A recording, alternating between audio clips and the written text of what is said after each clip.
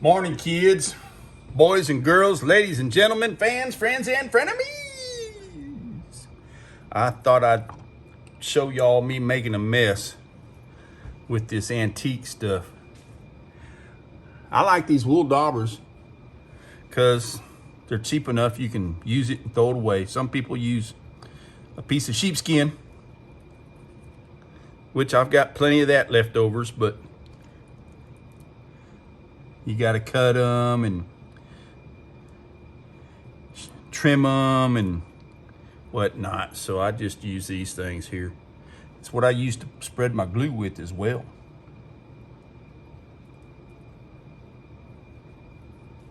This is a Sheridan brown color I'm using because it's the closest to the chestnut colored leather I've got on the rest of the saddle. This is going to be a two-tone saddle. I've got the skirts, and which is what this piece is, and the rear jockeys and the swell cover are going to be this color, and then the seat, the fenders, the what else is going to be in the chestnut? The rear cantle cover will be in the chestnut.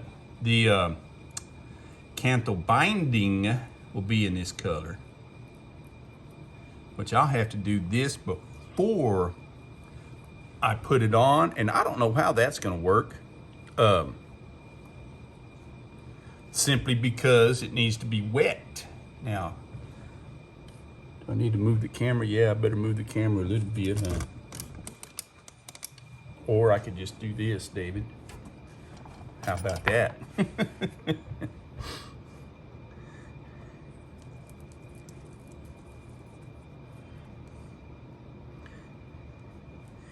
Just kind of the object of this is just to kind of swirl it around so it gets up under and into the swivel knife cuts, the undercuts,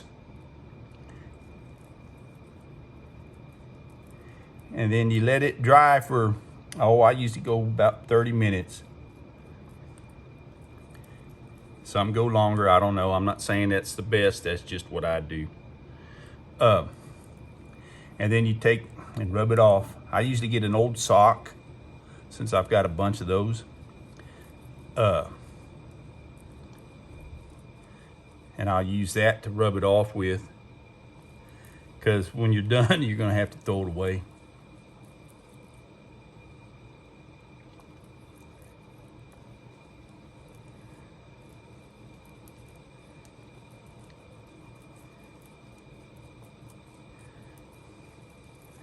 But that's just kind of sort of how easy this is.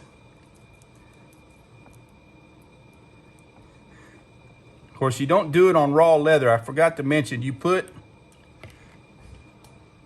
where is it? Oh, right here.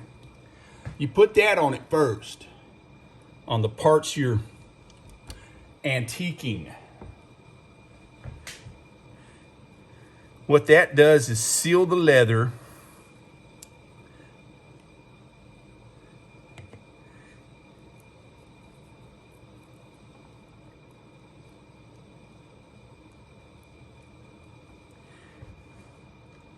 And then you come in with this antique stuff and get it all up in these cracks and everything.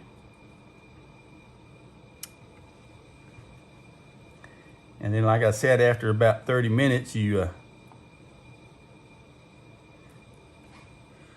come back over the top of it and rub all this off. Not all of it. You want to leave some in the cracks, so you don't need to, buff it too much. But then you'll come on top of that with what's called Resilene.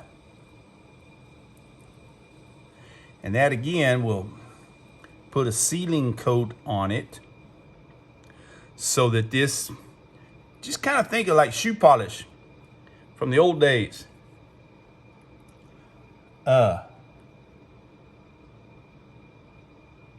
It's about what this is, more or less, but the shoe polish will eventually dry, I guess. I don't know, it's been 100 years since I've done any shoe polishing. So that's basically it right there. Wasn't that easy? Look, I didn't even hardly get any on my hands.